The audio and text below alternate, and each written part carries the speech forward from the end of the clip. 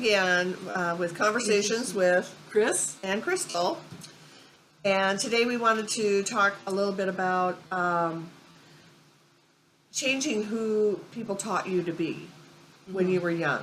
Yeah. And one of the issues that we got into a discussion about was when I became a cheerleader in high school. We had a facilitator that was a home ec teacher. Yikes, but okay, that's what they have. I think that's all they have available. And they don't even have home ec anymore these days. Don't they really? Oh, that's right. You're a teacher. You know this stuff. I don't have any kids. I don't know. And the other thing, I was kind of getting away from this right now. I was thinking, well, the conversation came up when there was that football player. Other people might know who that was. That looked like he was flipping off the guy behind him when he was running for the goal. This is, about a year ago, I think. And my husband was reading the comments on that, which it turned out wasn't the case. He was not doing that. But so my husband was reading the comments, and we got into this discussion, and people were commenting on how football players think they can get away with everything. They can do whatever they want. Nobody cares. They let them get by because they make so much money, and they do all this stuff and make money for the, the company that owns them and all that fun stuff. So when he was telling me about how they feel so above everybody and so much better than everybody, out comes my little story of being a cheerleader. And we had our soccer team that year won state. Our basketball team lost state by 1 game. So we were on TV and had all kinds of stuff going on with that. But our football team really sucked. I know it's not a good word, but that's the only word I can come up with. And thank you that they did. Very grateful for that. We had 3 high schools in our community, and ours was in the middle as far as equidistance and whatnot. We were the only ones with a football field, a stadium, and everybody borrowed ours. So sometimes we were on the home side, sometimes we were on the visitor's side, depending on who was playing there. So a lot of our games were technically at home. The few away games that we had, very few, thankfully. When we went to the games on the buses, they put the cheerleaders in the back, and we couldn't, talk. We had to be quiet because these guys had to, concentrate. Really, yes, and be prep for the game. Whatever it is they do, yeah. And yeah, I think we had 6 or 8 coaches. They were also teachers, and they, as far as I knew, there were a couple of Christians in the group of the coaches, and expected a little more of them, but I didn't get that. Okay, so when we got to the game, if they won the game, or if they lost the game, the cheerleaders again had to get on the back of the bus and not talk, so the guys could brood over their loss. Okay. And there were always 2, there were several buses, and so there were always 2 coaches, is that what they are? Coaches? Yeah, coaches on the buses. And so anyway, I was telling my husband that, and I said, but of course, when if they won a game, which I could probably count on less than one hand, then how do you think they got on the bus? The players got to get on the bus, and of course, first, and the cheerleaders got on wherever there was room. And of course, there was never any room. And so cheerleaders ended up sitting on guys' laps. And of course, we had these short skirts on, and that was the thing. And of course, my husband is just horrified when he hears this. He's like, oh my gosh, and the, I said, well, needless to say, I stood up all the way home. I was not sitting on anybody's lap.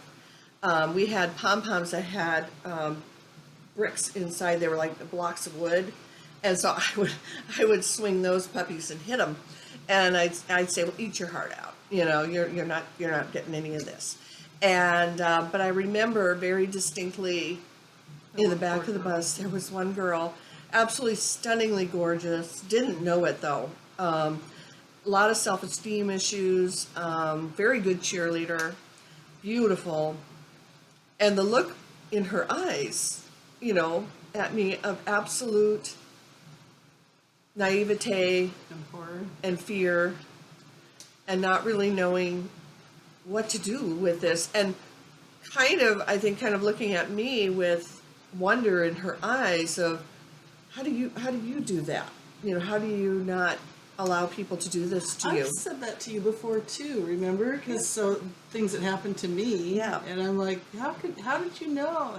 Were you able to have Yeah. that kind of self-esteem and stuff? Yeah, I think, church-going girl, but outgoing, where did the outgoing come from? Where I could say, now I'll tell you, my mother, as difficult as it was to deal with my mother, she had some really a lot of wisdom in certain areas, and this was one of them.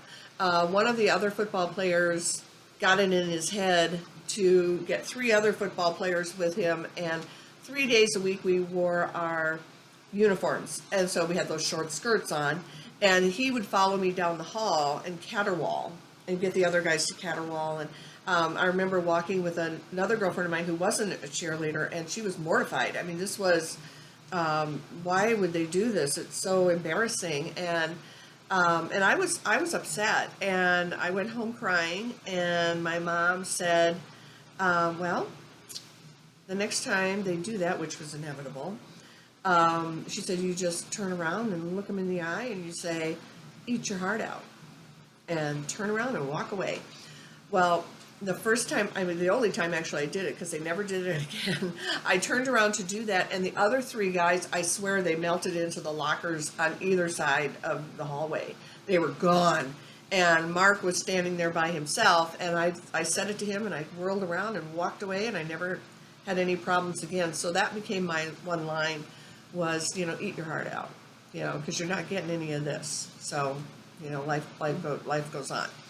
Well, but I mean, I was church going too, but I had a very different experience than you did with church, because they undermined my self-esteem with the whole, joy is Jesus, others, and you. So you are last. Yeah. So in my mind, and I don't know if it's from the head injuries that I sustained, but it could be, You never know.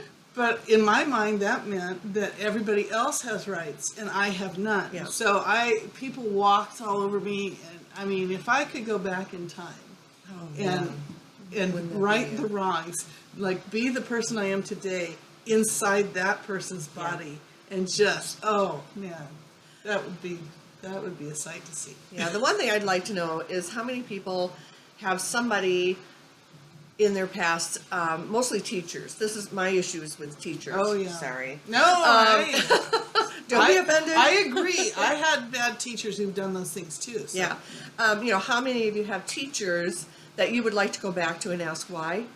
Mm-hmm. Why did you treat me that way? Why did you think that was okay? Why, some of them I know they it's based in, they took classes in psychology, and they thought they were going to psychoanalyze you and, come up with these little things, I mean, it's like if they treated you poorly, then you would come out better. Is that how it goes? What am I trying to say here? You know what I'm trying to say. Yeah, you're trying to say that if they were hard on you and, mean to you, then that would make you come out a better person. You'd come out even better. Yeah, no, we're still trying to figure that out. And I also think that some of them just didn't think at all of what they were doing to the kids. They would just put upon the kid their own stuff. Yeah. Their own baggage. Their own baggage. And not only would it affect that kid, but it affected all the kids around as well, because everybody was watching. And I just feel like, who are these people and where did they come from?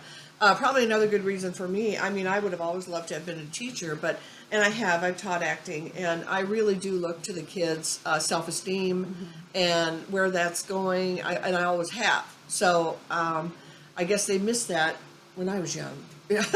Nobody taught the teachers how to help with self-esteem. Oh, well, the counselors weren't much better, because when I was in junior high school, same age group that I'm teaching now, and I've told them this too. I was bullied in junior high, and I went to the counselor and told him what was going on, and I didn't make anything up. It was all the truth. And he went and held a parent-teacher conference that I was not allowed to attend, where he told my parents that I needed psychiatric help because I was paranoid.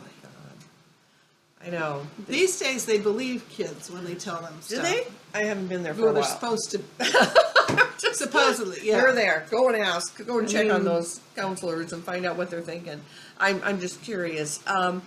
And so I think I had started out talking about the facilitator that we had for the cheerleader. Oh, yes. Yeah. The very first day, there were 18 of us. The very first day that we got into a group in her classroom and had this little pep talk. And she said, and I quote, "You are an elite group, therefore you only associate with certain people." End quote. Out of 18 girls, I'm the only one who laughs hysterically, falls out of my chair because it was melamine, slippery, slipped right out of the chair, all fours on the floor, laughing my head off. And I look up and I put my hand on the table and I looked at one of the girls and she's looking at me with that deer in the headlights look like, what? And I went, "Oh my gosh, you're serious." I said, "You've got to be kidding me." Probably should have left right then, because being a Christian person, all people are included. I'm sorry. It doesn't matter. And I did learn that it was, the marching band. We had 399-piece award-winning marching band. They were out. Nobody in the marching band. Couldn't have anything to do with them. They left orchestra alone because one of the girls was in orchestra. So I guess we kind of had to pretend that was okay. And then theater, which I majored in. What? Yeah, theater was out. Theater people are crazy people, and you can't have anything to do, apparently. And I think, again, that's the example of living vicariously through us girls. She wanted it to be this perfect world. Because she wanted it. to snub people. Yes. So she wanted you to snub people for her. I think that's a good way to put it. Yeah, to snub them. And because as Christians, God there's no, what is that word? He doesn't put anybody above anybody else. Yeah, we're all right. equal. We're all equal. Yeah. I mean, if we were drinking and doing drugs and doing, that would be an issue. That's something that you can address. But who we're friends with, I mean, and how we relate to other people. Here we were, this, if you want to call it a shining example, I guess. I know. You would have been if it weren't for. I know, I beg to differ, but okay. I mean, I think we were, well, it's like my husband says when we're driving out there and the cop cars are driving like crazy people all over the place. And he says, well, shouldn't they be an example of how to drive? Well, that's not happening. Mm-hmm. Doctors will tell you quit smoking, they're still smoking. Yeah, because, and that's what part of the problem is that these groups, they're like, oh, yeah, I have this authority, so I can do whatever I want. Yeah, and but you have to do what I say. Yeah. Mm-hmm. But, do as I say, not I as think I do. that's what the teachers were, too. I think it was, this is how I think it should play out. We never really got an answer why. I have a girlfriend that would tell me right now, Crystal, why didn't you ask why? Of course, would you have gotten an explanation? Probably not. No. But anyway, It probably would have been a circular thing, like, well, why do we have to do that? Because they're beneath you. It was just the craziest thing. So that was probably the beginning of my demise in cheerleading. I loved it. I was good at it. I did not get real close with a lot of the girls because I don't know, I just had a different way of looking at life. So that we got that other fun story with that. Mm-hmm. I was in co-ed swimming. And with my girlfriend, we're sitting, and we wear glasses, so we had our glasses off, we can't see a thing. These two guys swam up to us, we were sitting on the edge, and they asked me if I was going steady with this guy who went to school there, and I don't know what to call him. We'll call him Dave Jones.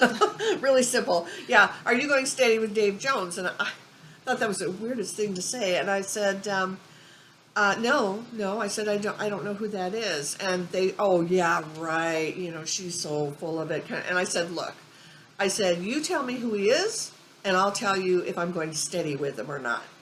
And because I thought if he was cute, I didn't want to throw away that opportunity.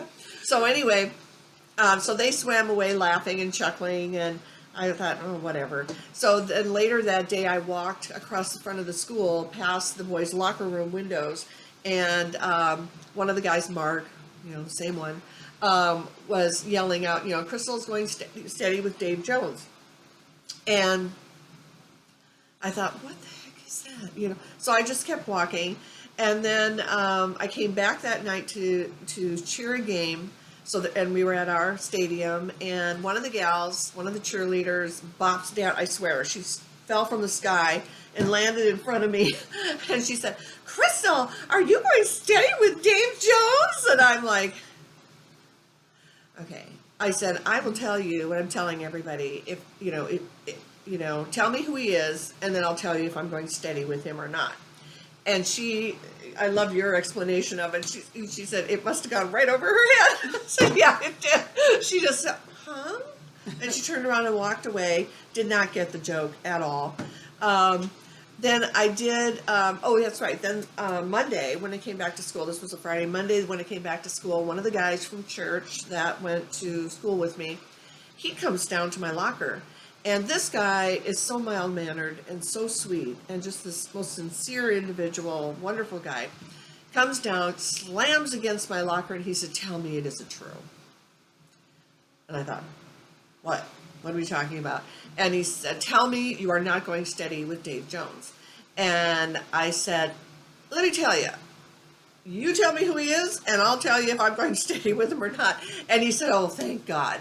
And he took me down the hall and pointed him out, and his roots on his blonde hair were darker than mine. So, no, I don't think I'd be interested in some... Oh, it's gross. I kind of don't think he'd be interested in girls either. Just saying. Actually, I don't even know. I know he became a principal of a school in a small community in northern Minnesota. That's all I know. We hear all the stuff about our class reunion and everything and where everybody is. That's all I know. But no, and nothing ever happened of it. He never talked to me. I did not know him. I swear, do they do this in schools where the football team has 142 players on it because they have nowhere else to put these guys? And they don't play, they're just there. I think he was one of those.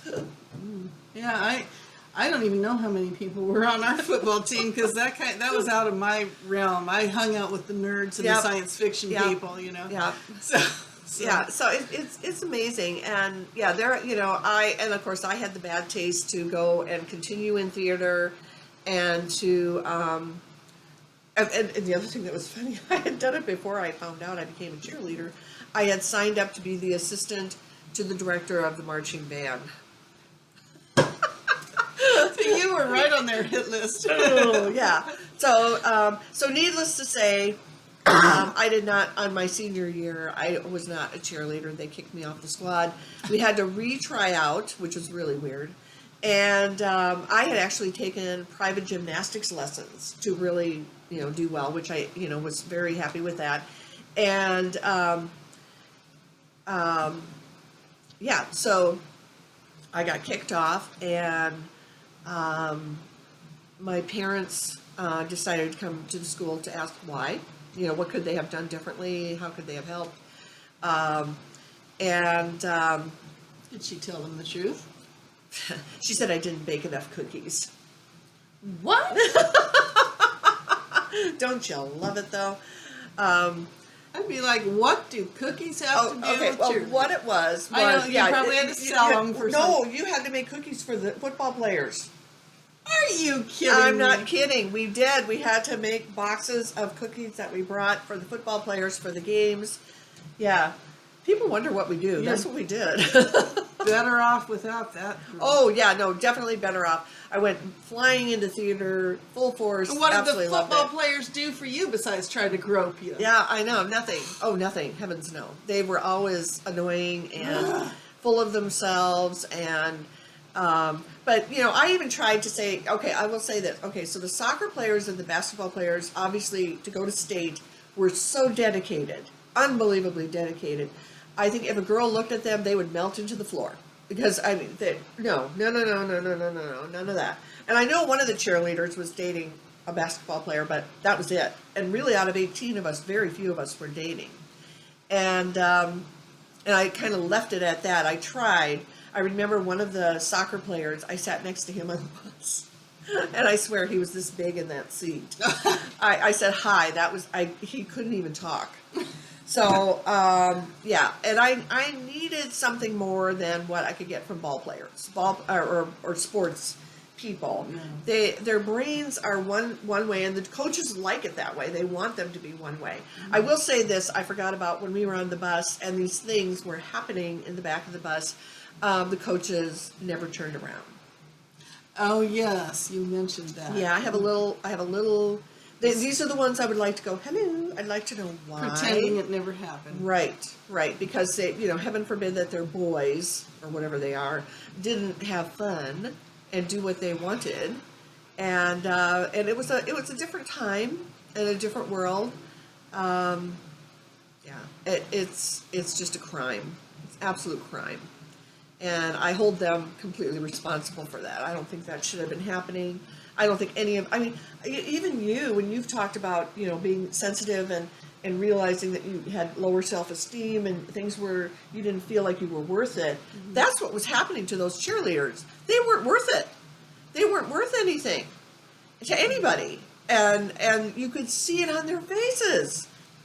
It was horrifying. It was horrifying. In fact, some of them, I see some pictures of them today, and some of them have spiraled down completely out. Yeah, I feel so badly for them. I'm sure there are other extenuating circumstances, but my point is, this particular facilitator, teacher, leader, if you could call them that, failed miserably. And that would be the question I would like to ask: why? Why did we have to go through that? Oh, and then when I didn't get in, they call you at 7:30 in the morning and you go to breakfast, and I didn't get a call. So my mom comes down to my room, and she's sitting in my room crying while I'm putting myself together.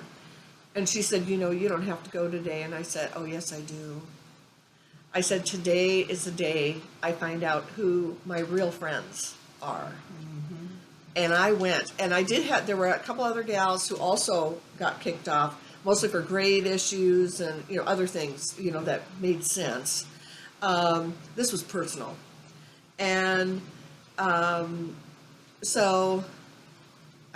was I going with this? I just lost my train of thought. Finding out who your friends are. Yeah, finding out who my friends are. Oh my gosh. So I went to school, and in my first couple of classes, I had friends who could cry with me, felt badly about what had happened. When I walked down the halls, people would cover their eyes so that they couldn't see me. Seriously? Literally. I could give you names of the people who did that. So I knew they weren't my friends anymore. It was like, okay, I got that. Message received. I would have been tempted to say, what are you, 6 years old? I know. That was exactly what was going on. And then the guy from church, my mother will love him forever for this. The coach guy? No, this was the guy that. Oh, the guy that asked friend. you. If Yeah. Okay. And he grabbed me in the hallway and he said, "Let me tell you something." He said, "I want you to know that I don't care what you do or what you are, or if you're a cheerleader or not, or what it is." He goes, "I will always be your friend, and I will always be here for you." When you said that, I heard, "I want you to know." Yeah. Yes, I want you to know right now. Yeah, I mean, really, I just, but it was, and then I had I remember one of the gals from the dance line that was a senior and was, graduating. She said, "Why are you here today?" And I said, "Oh." She said, "There's other people I know that didn't make it." She said, "And they aren't here. Why are you here?" And I said, "Because I needed to know who my real friends were." And she said, "Man, have you got guts?" She said, "You really do have guts." Well, you are very mature. I was. That's right. And she figured it out. She figured out why I was mature, why I couldn't. You raised your brothers. I raised my brothers. And by the time I was 16, I had spent 4 years raising those boys. And one of my brothers asked me, he said, "What was it? Why was our front door like a revolving door of boys?" And I just laughed and thought that was funny. And then I started thinking about it and worrying about it. And so I asked Chris, I said, why was I like that? And she put all her books away and all her stuff, and she sat. About 5 minutes later, she goes, I've got it. You raised your children already. You didn't need a boy. You needed a man. You couldn't, these kids were coming through your door. Yeah, they were too immature for you. And Oh my boys gosh. are less mature than girls to Yes, begin yes, with. yes. So, yeah. And I told her it was funny that I even remember some walking in the front door, and I said, you can leave now. You can just turn around and go the other way. I was good with that. I was so good with that. And I said, wow, what was wrong with me? There's something wrong with me. And she said, no. She said, I get it. I get what happened. I get what happened. So I appreciate that input because that helped a lot. Well, it's easier for somebody else to see it than us when we're in it. Because, like, you've told me a lot of things about myself that I was like, really? Who knew? Because we see things from a different perspective, and hopefully teachers would be able to do that as well. Yeah. There was only one other, I know we're running a little long, there was one other incident attached with this. My parents did come to the school to ask why, and to which we got the answer, I didn't bake enough cookies. So, yeah. We love that one. We love that answer. We should make that our answer for everything. I'm sorry, you just didn't bake enough cookies. I think I'll use that. Maybe I'll put that up as a sign on the wall. I'm sorry, you didn't make Big enough cookies. Yeah. So we also had a dean of students that was very, very arrogant.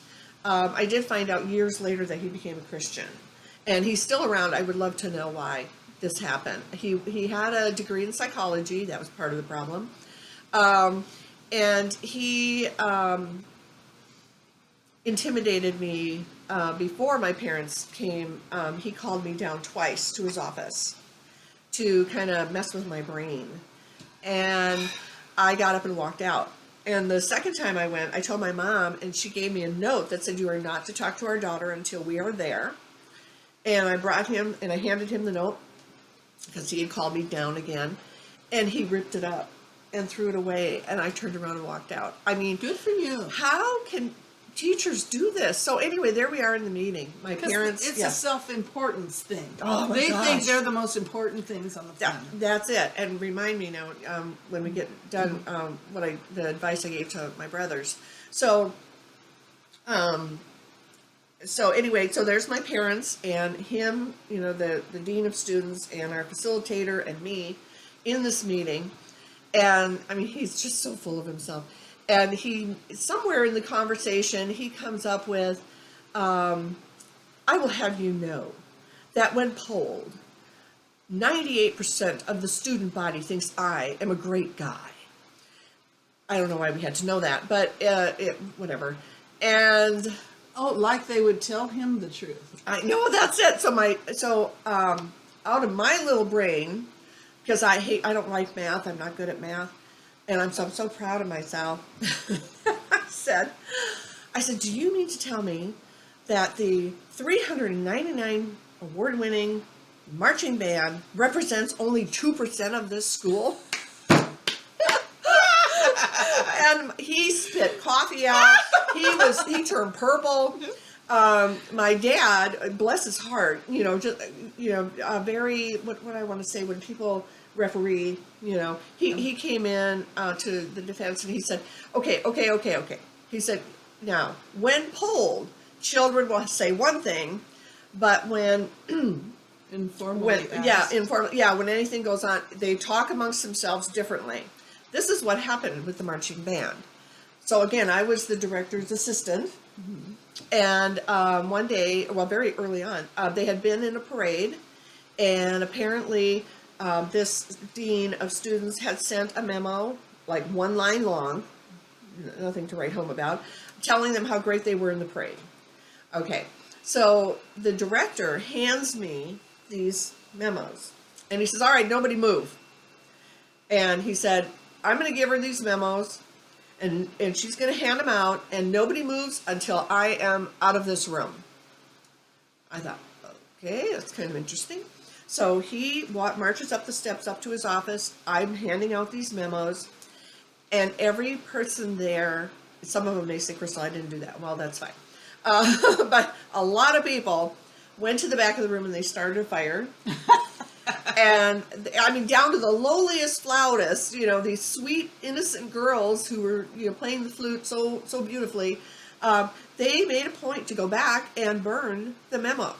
What they were looking for was new uniforms and new instruments. I'm sure that's a logistical issue that, who knows. But they did not like him because of it. And so I was really proud of the fact that it came up with 2%. I thought it was doing really well there. They were lucky I could figure that one out. But anyway, that was the kind of arrogance and the kind of stuff that we were dealing with all the time. And if nothing else, he was teaching I think the young boys there how to be arrogant as well. If anything, I'm sure he was so proud of himself that he could hold his coffee cup in the hallway when kids were moving through the hallway, because the other two schools had issues with that, and so the principals hid because they had violent kids. Oh, yeah, or on drugs. That was a good one. Pretty sure every high school has kids who are on drugs. Oh yeah, no, all of them do. We were very middle of the road. We were very. In fact, that school closed in '81. My little brothers went to a different school, and to this day, the one says he wishes that he could have gone to that school. And what was the advice that you gave your brother? Oh yeah. So my little brother comes to me and he says, "Oh, Crystal, now we're starting high school. What words of wisdom do you have?" Really, you never. I don't think the boys will ever ask me for my wisdom again. But I said, "Don't trust any of the teachers. Don't trust any of the. It is very sad but true. They all tell you their class is the most important to the rest of your life. They all tell you that they are the only important class, and they are people just like everybody else, and you need to get a grip." Now, one of the boys is like me, very tender-hearted, perfectionist, unfortunately, and what is it? We strive. We're achievers. Oh yeah. And so we get sucked in to these people, these teachers, and we want to do well by them. We want to do the best that we can, and that's a total waste of time. Sorry. My sophomore speech teacher, almost every student, well, I shouldn't say almost every, I don't know, but many of the students hated him. And so there I was with almost no self-esteem, trying to impress him so he would like me, because, I needed approval. Yeah. Yeah.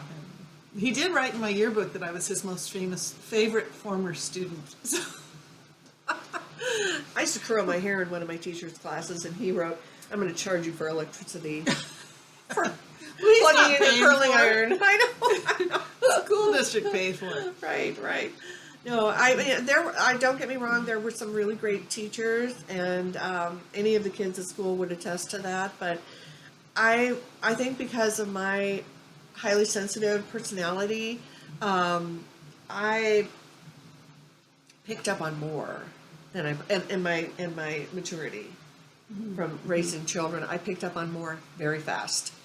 And I think that's so cool, though, because you had answers that other kids would never think of to come up with to these people. I know, it's like, what? It makes me wish I'd gone there with you. Oh, it was an interesting experience. Absolutely, I did find a little magnet that says a weird mother builds character. Having a weird mother builds character, and that's it. She was different, but she had some good one-liners that really saved me through the years, and bless her for that.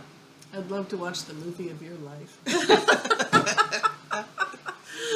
I suppose first I have to write a book. I have to write a book, then I can become a movie. Did they have movie of the week? Were they books? They must have been. They must have been books. So, okay, well, I think that's a pretty good discussion. But again, I'd like to know if you have any teachers that you would wish and we haven't even scratched the surface yet. Oh yeah. There's more to come. I have had to really forgive them. I really have, and I have forgiven them. I would just like to know why, and hopefully, other teachers could learn from that. Why make that choice? Why make that decision? So that's kind of where that's at. But let us know down below if you have teachers that made a difference in your life, a positive difference, or a negative difference. yeah, that you really would like to know, what were you thinking as an adult with a child? Just curious. Would love to know. So let us know. Okay, and we'll see you next time. Absolutely. So, oh yes, remember. Yes, always remember. Take care of yourself because nobody else will. And they don't. And high school kids, take care of yourself because nobody else is going to do it. Well, and your parents may try, but they don't know everything that goes on in your life. Right. So part of that is because you don't trust them. So, Yeah. But your parents are more trustworthy than your teachers. Yes. Usually. We're not doing very well here. No. Well, all right. Any questions, please let us know. We would love to talk about it. And have a great day. Thank you. Bye.